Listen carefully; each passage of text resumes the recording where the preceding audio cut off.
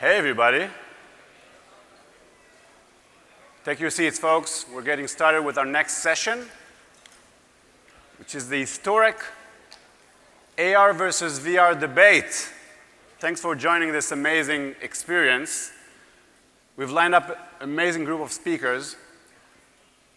The purpose of this is obviously to educate us all here and at home about the differences and the similarities between AR and VR, but also to kind of look at how it's going to be used in different ways. Which one is better? Is there an answer to that question? Or maybe they're going to be converging at some point. I promise it's going to be a super interesting debate because we have some of the greatest minds in this industry on the same stage. It's going to be crazy. And to invite the ringleader or the judge for this discussion, put your hands together for Steve Dann.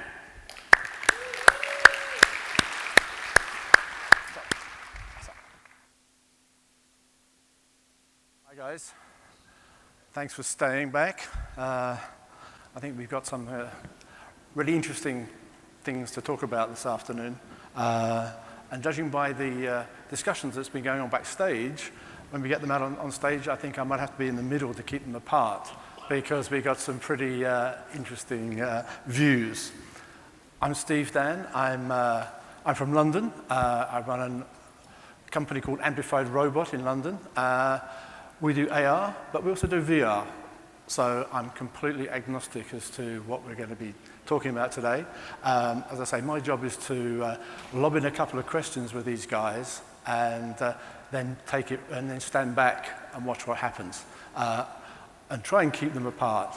So it's going to be a really interesting day. I'm not sure who's going to come out on stage first, but we've got a great lineup for you. So I don't know if they're still arguing. Right, okay. Guys, I think you should come on stage now. They are? Oh, they pulled them apart. No, right, it's okay. We wanted to start it. Yes, it's all right.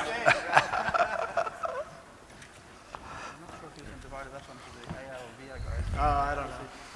Yeah. With the names behind us? So this is VR. This is going to be a passionate argument based on what I'm seeing backstage here.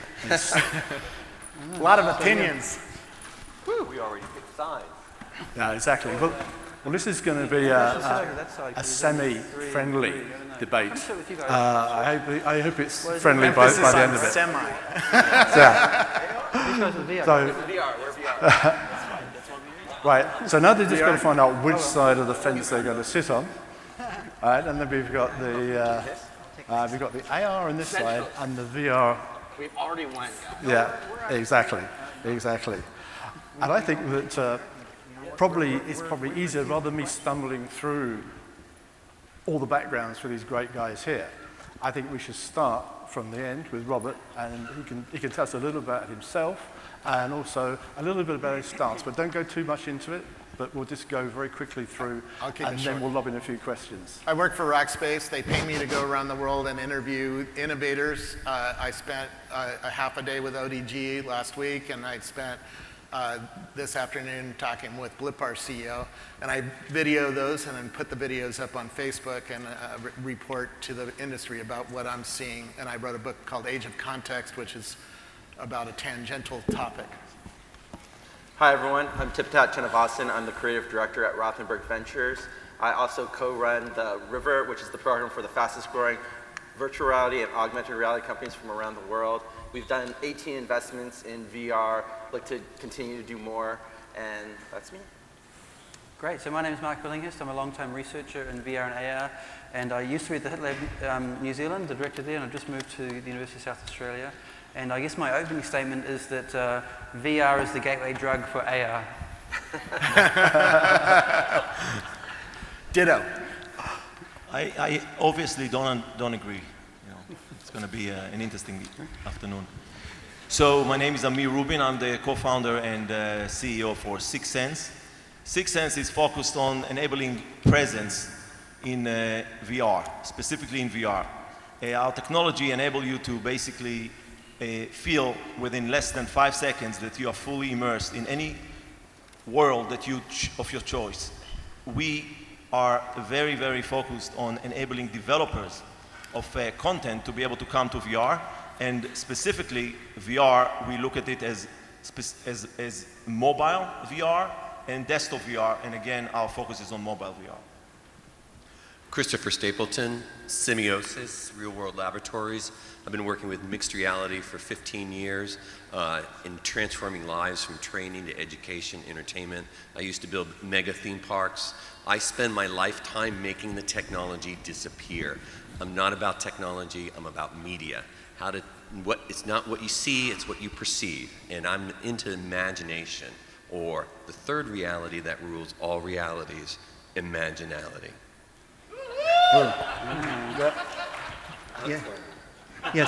So that kind of gets to our discussion that we were having about virtuality, mediality, and imaginality. And I guess my name's Steve Mann. I'm chief scientist of Meta, and I've been doing mediated reality, I guess, for 41 years now.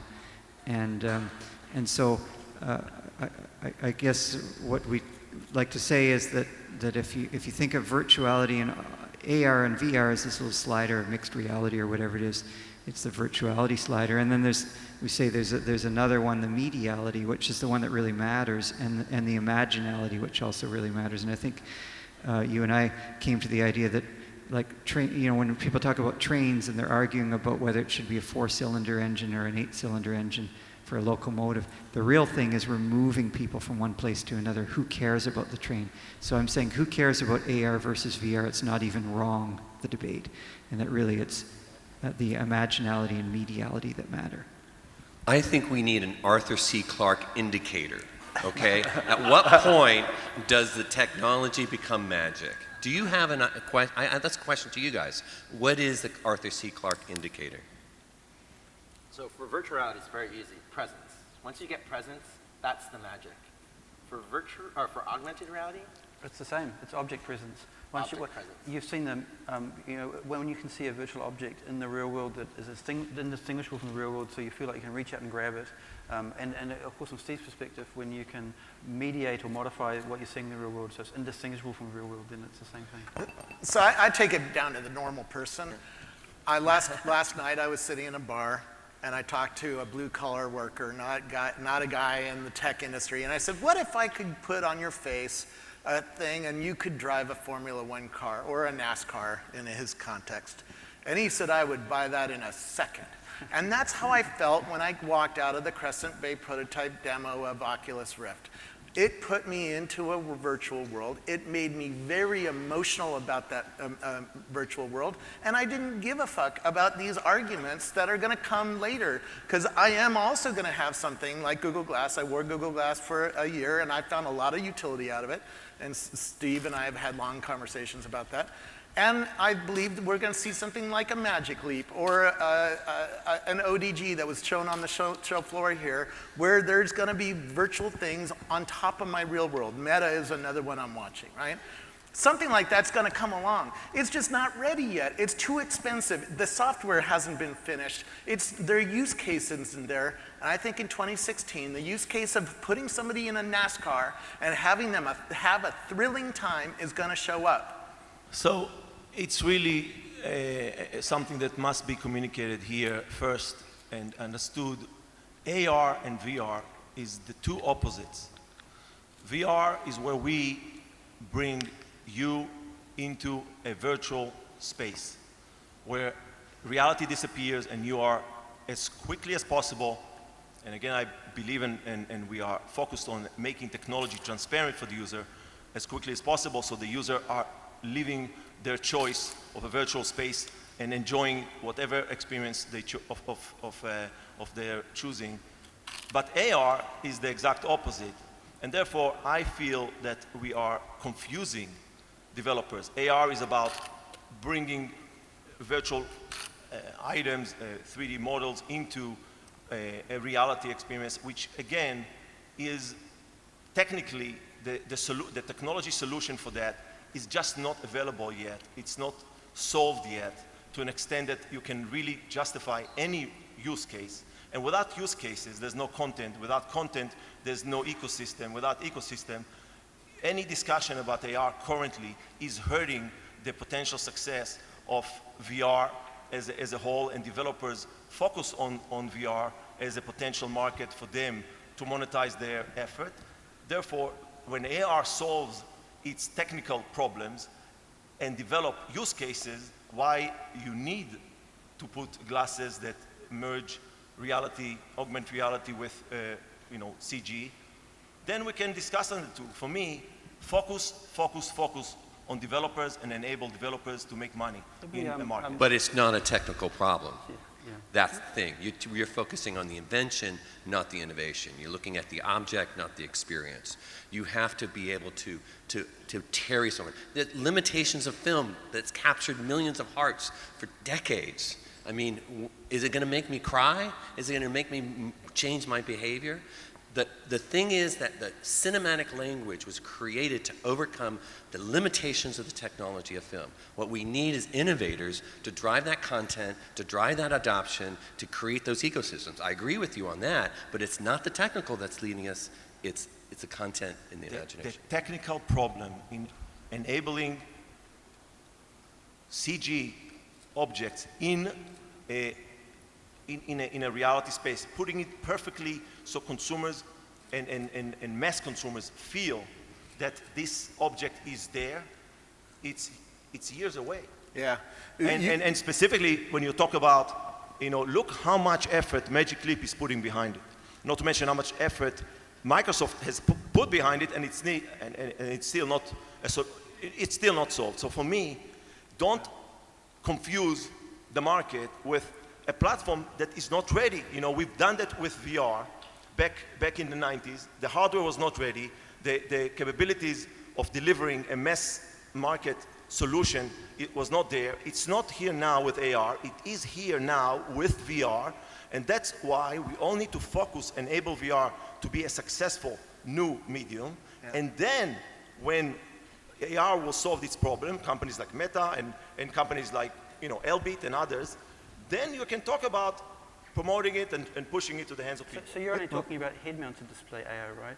100% head-mounted. If you look at the handheld market, then it's a whole different story. So let me give you some figures. Oh, no, I 100% agree. So I was in Australia last week, and I talked to a marketer, and they said they ran an AR campaign for the Terminator movie last year. They had 2.5 million downloads of their app in 1 month. That's more than the number of downloads in total from the Oculus VR store. So there's a huge market right now in the handheld market. Yes. And then that will build a platform that can then that's why I spent the afternoon with market. Blipar's CEO. He's making $80 million a year in revenue on mobile, where you point your mobile phone at a brand and it augments, it does something. Right? But that's not the AR I'm thinking of, I'm dreaming of in a Magic Leap world or a Meta world. Right? Exactly. And by the way, you're 100% right. This is a huge market. Yeah, the sure. mobile AR market is huge. You guys are arguing too much about the technology. He's right. David Cox even says there's a language of AR. He talks about this language of AR.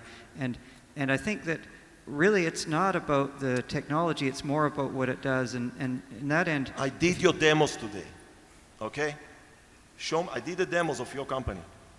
There's no use case for this. Your hardware is not able to generate a use case that will support a consumer or even an engineer that needs to use it.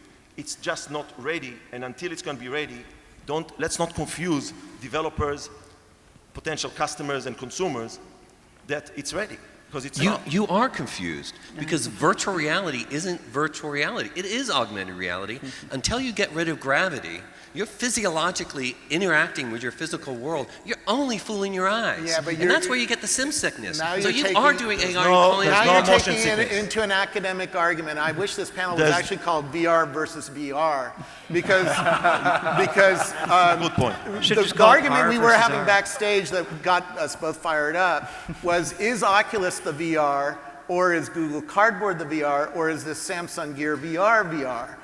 And which one is going to be the one that gets developers successful and gets this market to take off? And I think it's Oculus. He argues quite passionately and authoritatively that it's not Oculus, that it's something else. I believe it's mobile VR that's going to make it, because the cost of ownership of a VR experience, as Nintendo proved it back in 2006. It's really not about the best processing. It's not about it's all about experience. And again, go back to your point. But now you're starting to make the same argument he was making, which is... It's always the experience. They're exactly the point. Motion sickness. As long as VR has motion sickness as part of the experience, it will not be successful. And until it's solved, which is solved right now, but until it was solved, there was no way for them to, and there was no reason for them, and there was no reason for developers to go in. But you put this Samsung Gear VR on my face, and what was the first thing I tried? I tried to see how much the latency was. And when I put Oculus on, there is near zero latency. The latency is so fast, it feels like the real world. This does not feel like the real world to me. It does not feel Well, now you're arguing virtual. VR versus VR, right? I know, but Oculus gave me vertigo. When I instantly put it on, I started falling with Oculus. I don't get that feeling with this product. You have yet to try our experience. Okay. and I don't blame you. It's okay. Okay. But it's very simple. We won in CES, last CES in 2015, with our lightsaber training, Jedi training demo. We won the best VR product of CES. And it was only for one reason, that when all these devil advocates from the media came over and they tried, they all believe that it's that it's all BS and it's really a bunch of gimmicks. And when they lost themselves and felt as a Jedi for about few minutes, they completely transformed. I'm talking about Tom's Hardware, I'm talking about many companies. And then we confused them and told them, and now after you try the Oculus with a big tether in your back, now let's try Gear VR. And when we put Gear VR, yes, the graphic is not as great. We don't have Unreal yet running on Gear VR with Galaxy S6. But let me tell you something. We gave them the ability to do 360, where the drone is attacking you from everywhere. And they completely forgot in milliseconds they were there. And they experienced it in such a level that everybody now that tried our demo, which will be inviting. And all that is novelty. And novelty sells. And if that's your indicator, go for it. It won't sell for long. The issue is virtuality is a bridge. So you virtuality is a bridge. You call presence novelty. Wait, let me finish. Virtuality is a bridge from reality to our imagination. It's a bridge. It's not the destination. It's a way to get from A to B. Until we start to relate with both sides of that bridge, the problem with your argument is nobody has put a product on my face that made me go, holy fuck, the way Oculus and Valve have. Those products make me go, shit, this is coming real and I want one and I'm gonna pay $1,500 for one. To have it first on the block. And the guy sitting next to me at the bar last night said he's gonna buy it too because he wants to drive a NASCAR car. Yeah, and that's what's gonna match. That's what's gonna matter for 2016. But 2017, yes, I want a glass like Meta. I love that idea where I'm going to walk around the world and it's going to tell me stuff about the real world and it's going to put a guy I need to shoot over there and I can play a little game with this that. panel is how to make money now. Yes. Not about what's going to win in the end. No. It's how to make this ecosystem sustainable. It's about making sure, see, it goes VR, again, enable VR, then open the VR headsets as it's all miniaturized, as the capabilities of the tracking, the capabilities of the processing and the display goes to a certain level, which is going to take 2 to 3 years, then open it to VR. So I have a question. And then you finish with VR as everything miniaturized. Then there's a whole different level that you'll have to talk about. I'm already all in.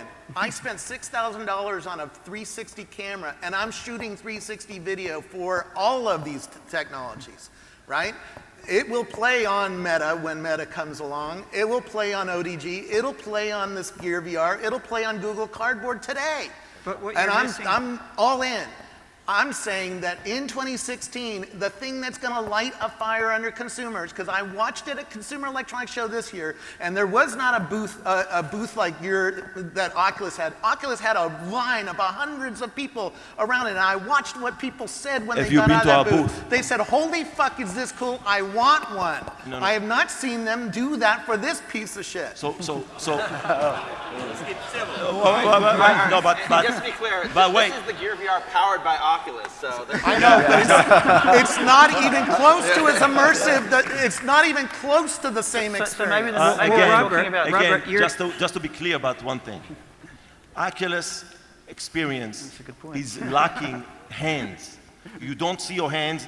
Therefore, Valve with the Vive and HTC is way ahead of them until hopefully in 2 days they will announce that they have hands. I assume there's going to be hands in both systems. Exactly. I assume there's going to be hands in all. And I assume that both are going to match each other. And if it's Valve that is the one, I'm all in. Valve and Oculus are going to be the story next year at CES. They are the ones that are going to have a line around their booths. Are we only talking entertainment here? Yeah. No, I'm talking about what is going to light a fire under normal people's guys are both hands wrong. so that they go and buy one of these things. It's not going to be my 360 video on a Google Cardboard. I've tried that. It does not get them emotional the way I'm emotional about these high-end systems. You're definitely emotional. That's not even wrong, though. There's I just want to answer your point.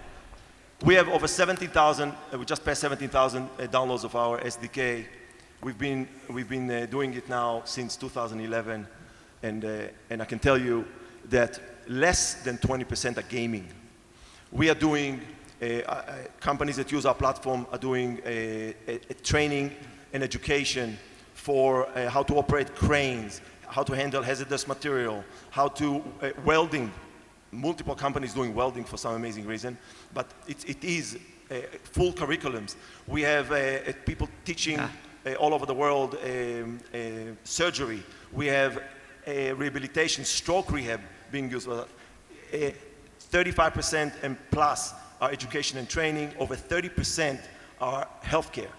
And then it's visualization of data, networking, and military stuff.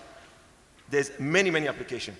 But Amplified Robot, philosophically, you get it. You definitely get it. Like you mentioned the example of welding. I think that's a great example because it talks about seeing better.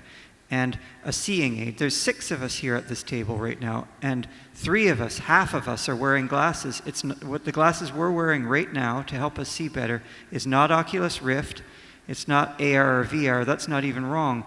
Glasses help people see better, and if glasses can't help people see better, then it's like a wristwatch that can't tell time. And I think you get it. You're going to make lots of money. I think you don't get it, and you're going to go bankrupt. I think you're. I'm a content guy. My content works on all of this. Yeah. Actually, just going back to like the AR VR debate. Yeah. We just had the VR debate. Yeah. The debate as a isn't even content wrong. developer, as a person that builds experiences, I do kind of feel like AR is like taking a marker and drawing on a photo, whereas VR is like painting on a beautiful blank canvas. Oh, you are not exposed. You are not educated. You do not understand AR. It's not text in space. I tell you, man, we're 10 years beyond that. No wonder you're on the VR side. Instead, why don't you describe us what is the like Robert said, no. Show me. Let's not talk. Show me. Put on a headset. What is the use case for AR? Can I throw in? You know, you guys are talking around and around use cases. Well, neither of them have a use What are case. going to do with it? VR and AR both don't have. None of that are real. None of that are in the market. VR and AR are both I talked fiction. to all of them. That's what I did. The guy at the bar didn't have anything on, so let's just cover that. It's really mediated reality. VR They do and have AR iPhones and are Android. both wrong. We need to think about mediation. We need to think about this mediality, and I think he's right. So back in 1999, when the Spider-Man ride opened up at Universal Studios, a beautiful example of mixed reality. Okay, it is mixed reality. Nobody came out as, do you think that's mixed reality or virtual reality? Do you think it's? It was nothing. It was Spider-Man, and they had a great time. They cried. They laughed. You set me up. You could not set me up better. Beautiful setup. So my partner happens to be the creator of Spider-Man. He just happened to be the producer of all the 5 movies, used to own Marvel, sold it to Disney, and then he joined me to start. He made the I ride. said the ride. He made the And ride. the producer of the ride is my friend and counterpart. And I'll tell you, he's going to be on my side. He licensed to you. He licensed to you License. to make money. Marvel license to everybody. We're a whore for license. Wait, That's how Disney bought them. Wait, The problem is- why The problem is we did not wait, start this argument. why did my partner, Avi, his name is Avi Arad, why did my partner chose to go into the VR business? For one and only reason. And he just interviewed lately to Fortune magazine. And he says, for tens of years, I've been trying to make people feel what it is to be a superhero. Yeah. And VR, first time, when I showed him the first time what VR is, and I showed it to him for a PTSD application with USC, how, you know, we're both veterans. And the point is, he says, I can make people feel what it is to be a Spider-Man. And for 5 movies with billions of dollars of budget spent, he best was able to is let you feel, you know, kind of backpacking. Thank you for setting me up, because it wasn't the virtual reality, it was their imagination. And that's the reality that rules all Here's reality. how we're gonna- And it's not the technology. The problem it's is the we did not ability to, start like, this make you panel perceive deciding something. how we're going to win either side. So let me ask the audience. In 2016, do you think we're going to buy, which is going to be, here, let me define this better. VR or AR? VR in 2016, are the consumers going to be more likely to buy a VR goggle like an Oculus, like a Valve, like the Samsung Gear VR, like a Google Cardboard, or are they going to be buying a Meta, an ODG, HoloLens, that kind of thing, where you're looking through the Can I just VR, people with VR, who thinks VR in 2016, VR is going to win sales, Robert, the problem with this AR. is Meta AR. This is the thing. Both. The thing is, the reason why You you're think not both. talking about imaginality is because you can't sell it. I'm sorry, you can't sell me my air either. We're talking AR. What is imagination? Can you translate? Because you guys are introducing all new terms, confusing the audience. And it's not you about think buzzwords. it's going to get you anywhere. definitely not What do about you mean?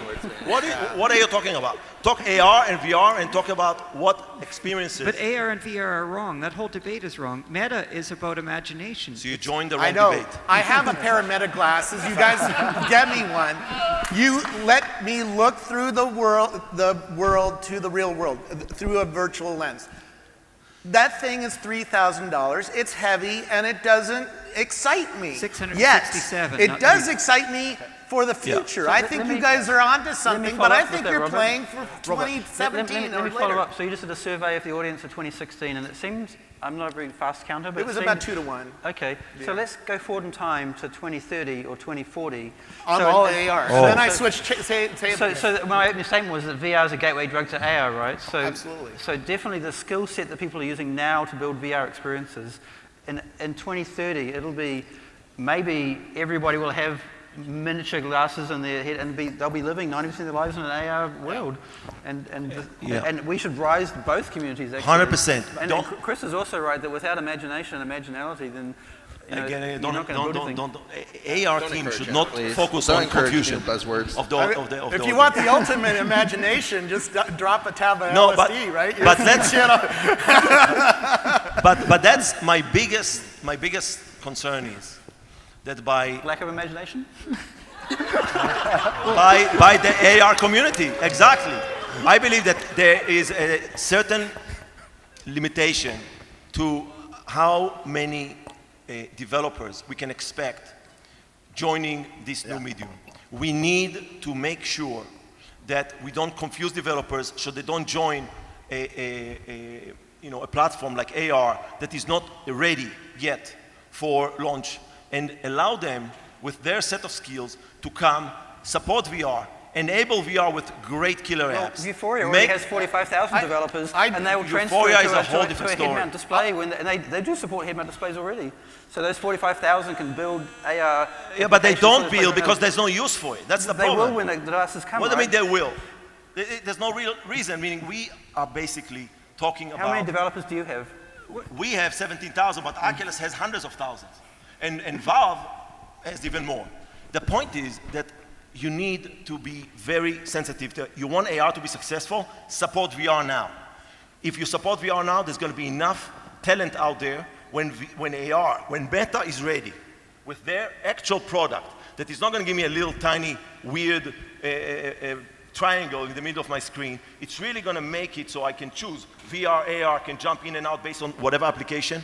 Allow the developers to focus on the market that is at hand, where they can make money, when they can all benefit. Consumers will benefit from that. Then, when AR is ready, let AR Do you mean the $600 benefit million from AR all. market that's available right now? But that AR market is the biggest concern I have, because all these are unhappy consumers and unhappy corporate companies that have been sold something that really is not necessary. So we could do that with just a bag over your head. I call it the rift. It's a black bag. It puts a rift between you and the outside world. So you put your meta glasses on, and then if you want the rift, you put the dark shade. You're making it too easy. A shade infinity. You see, the meta glass, you can change the shade. You can put a shade 0 or a shade 5 or a shade 10 or a shade infinity. If you stick a shade infinity into the meta glass, consumer wants you've to got change that the rift. shades? If you want the rift, just put a shade. Thank you. The problem In the future, everyone, the web has taught us the consumer wants what they want, what they want, when they want it. For the problem is, I had this about argument. mediation. I had this argument with Ralph at ODG last week because his roadmap is exactly that, where you're going to have changeable shades, and his shades pop out with little magnets. So we're very well Actually, done. the new but the ones problem are is that auto-darkening. they do not create the emotion that these products create, and it's the price is finally too you agree high with for him the now, average and, consumer. You guys are smoking good weed over at that side of the table. You need to focus on 2016 first, not 2018 or 2030. We How have about- to get through 2016 and get people Well, excited by 2015 is seeing product. better. They've been using the imagination since, I know, I don't we're know, talking about BC. an industry, not about your imagination and a weed you're smoking. You're just looking talking for about things that you can sell. where should these people bet their careers? That's what we're arguing about. Look, Betted on helping people see better. I mean, that's a good market. How many people here wear eyeglasses? Raise your hands if you got some kind of eyewear. Raise your hands if you're wearing an Oculus Rift right now. So tell me about it. So tell me about it. I think the real killer app is helping people see better. I mean, let's not forget. And that's not virtual reality or augmented reality. It's mediality. It's you mediation. just took your glasses off to be able to connect to the audience. That's a good thing. And the thing My is, point is this. It's not that augmented reality doesn't have a market. It doesn't have a market yet. In the future, when it's going to work, when I'm actually going to have, like I said, not these tiny screens, not this low, I mean, these are not ready.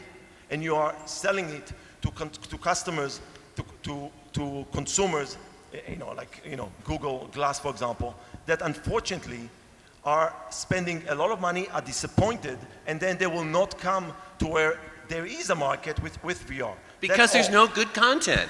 And if you want to make money, use your imagination and creativity, attract the artists to create decent content, to drive technology. So one of the things that But for having good content, you need a solid dev kit and you need a solid SDK. And the thing that VR has over AR, dev kit. I mean, all the Unity developers can build for either VR is going to have the content in 2016. AR is not going to have the content in 2016. It's too hard to write. Well, come up here and argue with me. I like to see a product. I'm with these guys. I want to see a product that shows me a consumer's going to go spend some money. But I will say the fact that the Oculus Rift, the DK one, has been out there's been a solid developer kit that the community can get around for over 2 years to build virtual reality experiences. I'm hoping that HoloLens will be that moment for AR, or maybe Magic Leap, or maybe Meta. But for me, I still, as a content developer, haven't had that opportunity with a quality AR headset. Exactly. Helen, you asked me 45,000. And keep in mind, I'm talking about consumers. I'm not talking about the surgeon in a surgery room. I'm not talking about a jet engine mechanic. I'm not talking about enterprise. Those people are going to, if you were over at the ODG booth today, they were packed because there's a lot of use cases. But I'm talking about what is going to get all of the world, not just the people in this room who are excited by this stuff, to go and spend some money next year. So it's all like you guys say. It's all about porn. It's all about now, which is going to have the better porn platform? Oculus, Valve, or Meta? It has to be hands-free. Actually, I was on a panel at the Silicon Valley VR conference, and with Palmer and Clay from Google and Nick from Samsung, and to a question about porn, the answer by Palmer, which was the only brave one to answer. I mean, I can answer. I told them, obviously, it's going to be there. But, you know, those are big companies that cannot say, and he represents Facebook.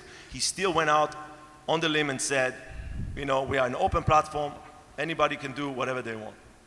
So, again, you'll have porn, you'll have gambling, you'll have everything because, and that's the most important point. The platform is so stable. It's so ready for developers to adopt that it's easy, it's enjoyable to develop for. There's a lot of use cases all across the board. Every industry is looking at it. Every industry is developing in it now. My point is, get the money to get Meta hardware to the point, and platform overall, to the point that can deliver that killer app, create it yourself. Yeah. Get him sold, that it's worth buying, and then start marketing it to the world. Until then, let us, on the VR side, create the market for you, create developers for you, create happy customers for you. But why on the VR side? Like the thing is, the market's really, I think he's right, that the market, the people who are going to make the money are not the people who care about whether it's AR or VR. They're not the people who worry about this sort of thing. They're just going to make something that's great. It's fun. It's beautiful. It helps me see better. I don't care if it's AR or VR. The glasses you're wearing are not AR and they're not VR. They're mediated reality. I think the people who are going to clean up in this debate are the people who understand the mediated reality, the mediality and the imaginality, not the virtuality. I'm just talking about 2016. And the hardware, right now, if you're making money, the hardware is a race to the bottom. It's cheaper, cheaper, cheaper, cheaper, cheaper. You tell me that to ODG. ODG has a product shipping. It's great. It's $2,700, and there isn't a use case for a general average consumer. There is for a surgeon, there is for a jet engine mechanic, there is for a lot of things. But I'm talking about the consumer side. And the consumer is lining up for Oculus or Valve, and that's going to be the story. Because they can afford it, especially for Gear VR. Let's be focused on where it's really mass market adoption, where you don't have to buy, you know, the $1,500 PC. You know, the Valve consumer can afford that, maybe being so focused on gaming. But when you have a phone, every phone from Gear, from a Note 4, from Galaxy Note 4, is ready for VR.